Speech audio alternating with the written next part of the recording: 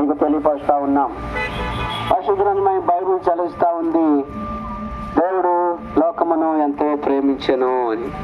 కనుక ప్రేమైన వాళ్ళరా, దేవుడు లోకాన్ని ప్రేమించాడు కనుకనే ఈ సృష్టిని చేసినటువంటి దేవుడు ఆకాశమును, భూమిని, సముద్రాన్ని, అందులో సమస్తాన్ని సృజించినటువంటి దేవుడు, ఆయనే సృష్టికర్త అయినటువంటి దేవుడు తనంతకు తానుగా ఈ మానవ లోకాన్ని ప్రేమించినందున తానే ఒక కన్యక గర్భాన ఈ లోకానికి వచ్చి ఆయన శరీరధారిగా ఈ లోకంలో ఆయన ఎందుకు ఈ లోకానికి వచ్చాడు అనంటే మనిషిని ప్రేమించటానికి వచ్చాడు.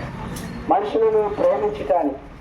మనుషుల్ని ఎందుకు ప్రేమించాలి అనంటే మనిషి యొక్క జీవితము విలువైనది. మనిషి యొక్క జీవితంలో ప్రాణం ఉంది. మనిషి యొక్క శరీరంలో మరి ఆ రక్తమాంసాలు ఉన్నాయి, అనగా శరీరము, రక్తము, అలాగే మరి ఆత్మ, ప్రాణము, ఇవన్నీ కూడా మనిషిలోనే ఉన్నాయి. జంతువులకి ప్రాణము. దేవుడిగా రావచ్చు కదా, మనిషిగా ఎందుకు రావాలి అని అంటే ఇప్పుడు మనం మనుషులుగా మనం ఉన్నాం. మన కాళ్ళ కింద మరి చీమలు, ఏమైనా చిన్న పురుగులు కాళ్ళ కింద పడి వాటిని ఒత్తిడికి చనిపోతాయి. అది చెప్తాం మాట కళ్ళతో చెప్తే ఈ భాష ఆ చీమకి అర్థమవుతుందా అంటే అర్థం కాదు. మరి ఎట్లాగా ఆ చీమకి చెప్పాలంటే మనం కూడా చీమలాగా వెళ్ళినప్పుడు ఆ చీమ భాషలో చెప్తాం, అప్పుడు దానికి అర్థం అవుతుంది. కానీ మనిషి కూడా మరి మనిషి యొక్క భాషలో తెలియపరచాలంటే దేవుడు అక్కడి నుంచి మనిషి ఆకారంలోకి వచ్చాడు. అందుకనే మనిషి ఆకారంలోకి వచ్చాను పరలోకంలోనికి రాడని. కనుక ఆయనే మార్గం, ఆయనే సత్యం, ఆయనే జీవం. చాలా మంది తెలియదు, ఇదేదో వేరే వాళ్ళకి సంబంధించినటువంటిదిలే, మనకు సంబంధించింది కాదు అనుకుంటారు. ఆయన పేరే సత్యం, ఈజ్ అ ట్రూత్.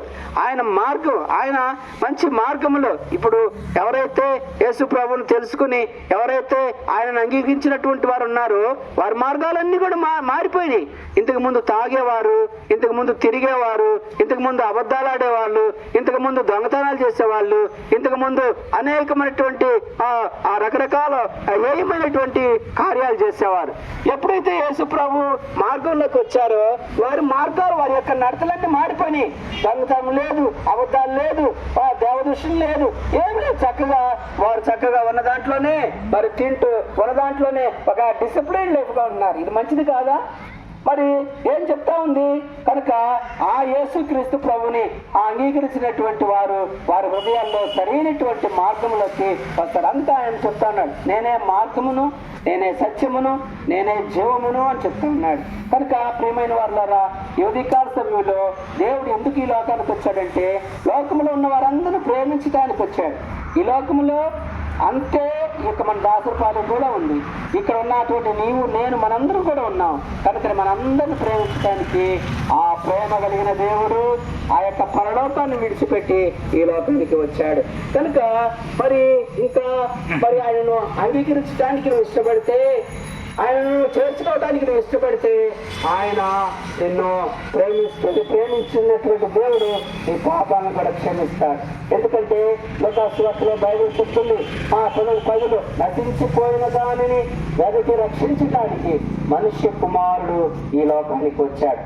ఎందుకు మనం ఆయన లోకానికి రావడానికి మరొక కారణం ఏంటంటే నశించడంలో మరి ఆ నుంచి మన గర్భంలో నుంచి మనం వచ్చినప్పుడు మనం పుట్టుకతోనే పాపంలో జన్మించినటువంటి వారిగా ఉన్నాం. పాపం, కర్మతః పాపం, ఇవన్నీ కూడా మనల్ని వెంటాడుతూనే ఉన్నాయి. వాటిని నుంచి విడిపించడానికి, వాటి నుంచి కూడా పవిత్రపరచడానికి ఆయన చెప్తా ఉన్నాడు. బైబిల్ చెప్తా ఉంది, ఏలయనగా మన పాపములను మనం ఒప్పుకొని ఎడల ఆయన నమ్మదగిన వాడును నీతిమంతుడును కనుక ఆయన మన పాపములను క్షమించి సమస్త దుర్నీతి నుండి మనల్ని పవిత్రులుగా చేయను అని చెప్తుంది. అంటే సమస్త దుర్నీతి నుండి పవిత్రులుగా చేసేది ఏమిటి అని అంటే యేసు రక్తము ఒకటే. గొర్రెల యొక్క, మేకల యొక్క, ఎడ్ల యొక్క రక్తము మరి పాపము తీసివేయట అసాధ్యం. కానీ యేసుక్రీస్తు ప్రభు వారి రక్తం, ఆయన చెప్తున్నాడు యేసు రక్తము ప్రతి పాపముల నుండి మనల్ని పవిత్రులుగా చేయనని బైబిల్ చెప్తుంది. కనుక ఇలాంటి యేసుక్రీస్తు ప్రభు వారి రక్తమే ఎందుకు పరిశుద్ధపరచబడుతుందంటే ఆయన ప్రాయశ్చిత్తం చేయబడ్డాడు. ఆయన ఈ లోకానికి వచ్చి పాపములో వచ్చే జీతం మరణము అనేటువంటి ఆ నిబంధన, ఆ యొక్క లాకి మరి పాపములో వచ్చే జీతం మరణం పొందాలా. ఆ మరణాన్ని తప్పించడానికి యేసుక్రీస్తు ప్రభు వారు ఈ లోకానికి వచ్చి మా శరీర దారిగా ఈ లోకానికి వచ్చి 33.5 సంవత్సరాలు మంచి యవ్వన వయసులో ఆయన సిలువలో మనందరి కోసం మనకు రావాల్సిన పాప శిక్ష అంతటిని ఆయన మీద తెచ్చుకొని ఆయన చిందించిన రక్తం ద్వారా, ఆయన చిందించిన బలి ద్వారా ఈరోజు మనకి విమోచనము వస్తూ ఉంది ప్రియులారా. కనుక మేమందరం కూడా ఒకప్పుడు వ్యక్తిగతమైన జీవితాలు, నామకార్థమైన జీవితాలు, ఆ దేవుడికి దూరంగా ఉన్న జీవితాలే యేసు ప్రభు యొక్క రక్తంలో కడుగుబడినటువంటి మేము ఈరోజు పరిశుద్ధమైనటువంటి తన యొక్క మరి సంఘంలో చేర్చబడ్డాం ప్రియులారా. కనుక ఈ పరిశుద్ధమైన జీవితం నీకు కావాలి అని అంటే మరి నేడే ఆయన దగ్గరికి వస్తే ఆయన ప్రేమ కలిగిన దేవుడు నిన్ను ప్రేమిస్తున్నాడు.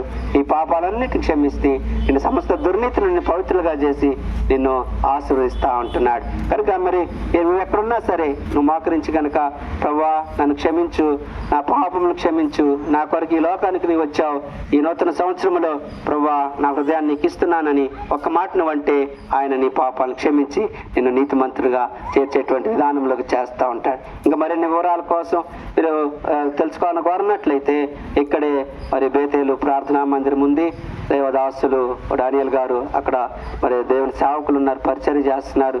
ఆదివారము ఆరాధన, మరి బైబిల్ స్టడీ, అలాగే ప్రార్థనా కోడికలు అనేకమే ఉంటాయి. మీకు ఏ సమస్య వచ్చినా మీరు అక్కడికి వస్తే మీకోసం ప్రార్థన చేస్తారు. ప్రభు మిమ్మల్ని దీవించిన ప్రభు చేసినందుకు విశ్వాసం ఉంచండి. అప్పుడు నీవును నీ ఇంటి వారును రక్షణ పొందుతారు.